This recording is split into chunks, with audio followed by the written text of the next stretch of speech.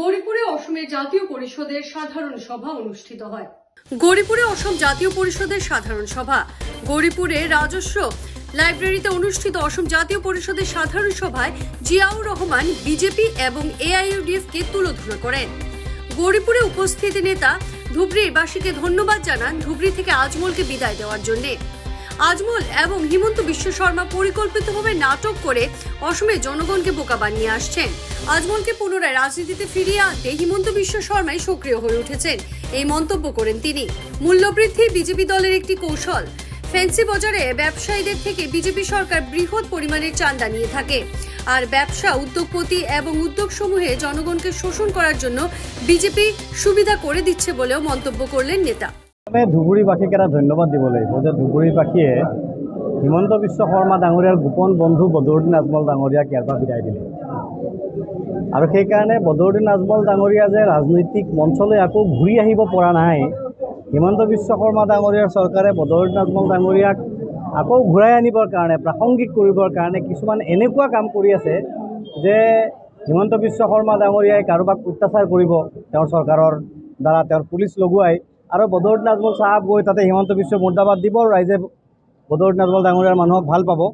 এনেকুৱা এখন পৰিকল্পিত নাটক এইকেইদিন আমি দেখি আছোঁ। হিমন্ত বিশ্ব শৰ্মা ডাঙৰীয়াৰ পুলিচে অন্যায়ভাৱে গৈ উচ্ছেদ কৰিছে, আৰু পিছফালে বদৰুদ্দিন আজমল ডাঙৰীয়াৰ মানুহ গৈছে, গৈ পেলাই হিমন্ত বিশ্ব মুৰ্দাবাদ দিছে, যাতে সেই উচ্ছেদিত মানুহখিনিয়ে ভাবে যে আমাৰ ত্ৰাণকৰ্তা আহি গৈছে। এই নাটকখন এতিয়া চলি আছে। এই নাটকখন ৰাইজে বুজি পোৱা দৰকাৰ যে এখন মিলিভগত গোপন বুজাবুজিৰ মাধ্যমেৰে এই কামবোৰ কৰি থকা হৈছে, যাতে বদৰুদ্দিন আজমল ডাঙৰীয়াক পুনৰ ঘূৰাই আনিব পৰা যায় তেওঁৰ ৰাজনৈতিক দলটোক। আৰু বদৰুদ্দিন আজমলৰ ৰাজনীতি ঘূৰি নাহিলে হিমন্ত বিশ্ব শৰ্মা ডাঙৰীয়াৰ বিজেপিৰ সাম্প্ৰদায়িক ৰাজনীতি যে টিকি নাথাকে, এই কথাটো ইতিপূৰ্বে স্পষ্ট হৈ গৈছে। গতিকে ধুবুৰীৰ মানুহে 2024 চনৰ লোকসভা নিৰ্বাচনত অসমৰ ৰাইজক, ভাৰতৰ ৰাইজক যিটো বাৰ্তা দিলে যে সাম্প্ৰদায়িক ৰাজনীতিক প্ৰত্যাখ্যান কৰিলে, গোটেই অসমৰ ৰাইজে ধুবুৰীৰ মানুহৰ এই বাৰ্তাটো গ্ৰহণ কৰিব লাগে, এইটো প্ৰথম কথা।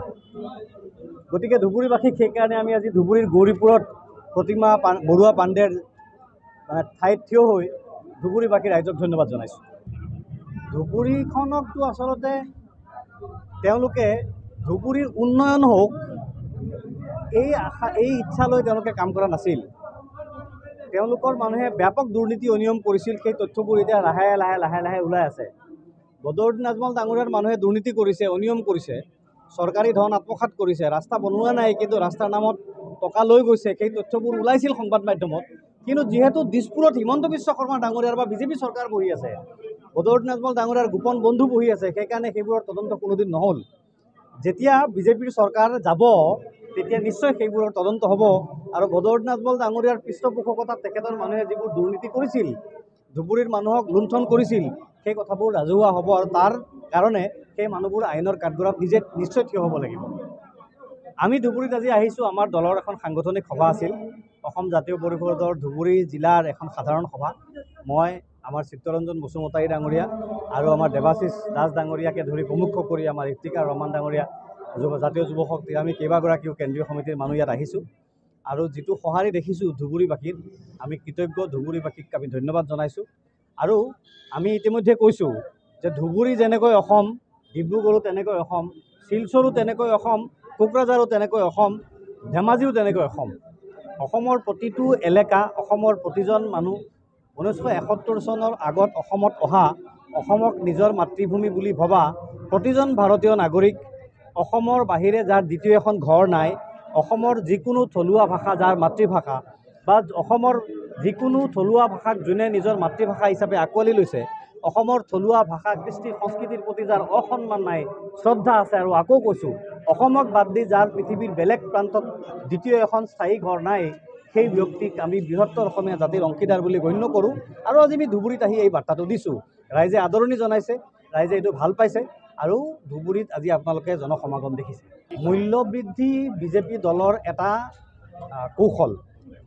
বিজেপি দলে যেতিয়া প্ৰথম ক্ষমতালৈ আহিছিল, আহিয়েই কোভিডৰ সময়ত যেতিয়া মানুহ ঘৰত সোমাই আছিল, যেতিয়া অসম বিধানসভা বা লোকসভা চলা নাছিল, তেতিয়া অৰ্ডিনেন্সৰ জৰিয়তে এছেঞ্চিয়েল কমোডিটিজ আইনখন বিজেপিৰ চৰকাৰে সংশোধন কৰিলে, আৰু সংশোধন কৰি চাউল দালি এনেকুৱা ধৰণৰ যিবোৰ নিত্য প্ৰয়োজনীয় সামগ্ৰী আছে এইবোৰৰ মূল্যৰ ওপৰত চৰকাৰৰ নিয়ন্ত্ৰণ প্ৰত্যাহাৰ কৰিছিল।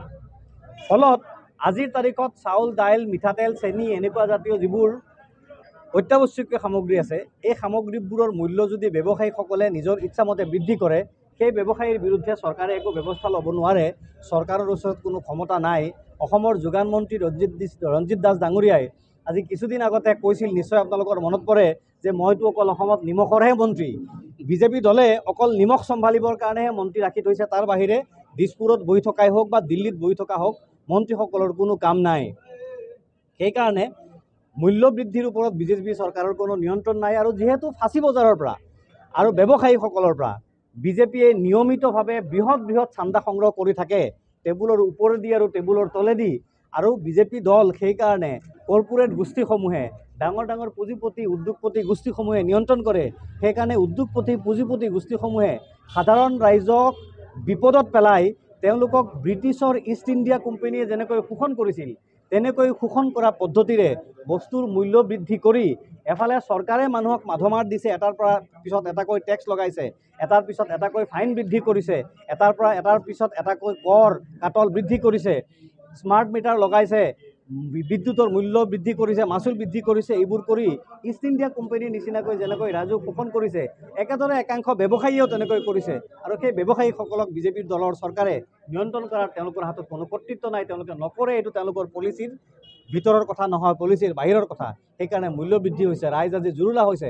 আৰু মূল্য বৃদ্ধিটো যাতে ৰাইজে ৰাজপথত মূল্য বৃদ্ধিৰ বিৰুদ্ধে ওলাব নোৱাৰে, প্ৰতিবাদ কৰিব নোৱাৰে, টিভিৰ কেমেৰাৰ আগত ক'ব নোৱাৰে, সেইকাৰণে নানান ইছ্যু এটাৰ পিছত এটা টুলুঙা ইছ্যু উলিয়াই মুখ্যমন্ত্ৰীৰ পৰা আৰম্ভ কৰি বিজেপি দলৰ নেতাসকলে ৰাইজক আৰু সংবাদ মাধ্যমক বিপথে পৰিচালিত কৰি ৰাখিছে, যাতে ৰাইজে মূল্য বৃদ্ধিৰ পৰা আৰম্ভ কৰি নিত্য প্ৰয়োজনীয় সামগ্ৰীৰ যিবোৰ মানুহৰ অসুবিধা, জীৱন ধাৰণৰ অসুবিধা, সেইবোৰ যাতে ৰাইজে ৰাজহুৱা মঞ্চত উত্থাপন কৰিব নোৱাৰে। সেই কৌশল প্ৰয়োগ কৰি এনেকৈ ৰাইজক বিপথে পৰিচালিত কৰি তেওঁলোকে ব্ৰিটিছৰ দৰে ইষ্ট ইন্ডিয়া কোম্পানিৰ দৰে ৰাইজক লুণ্ঠন কৰি সৰকাৰ চলাই আছে। যে কোনো খবৰেৰ জন্য যোগাযোগ কৰুন 7099017330 এবং 7099017110 নম্বৰে।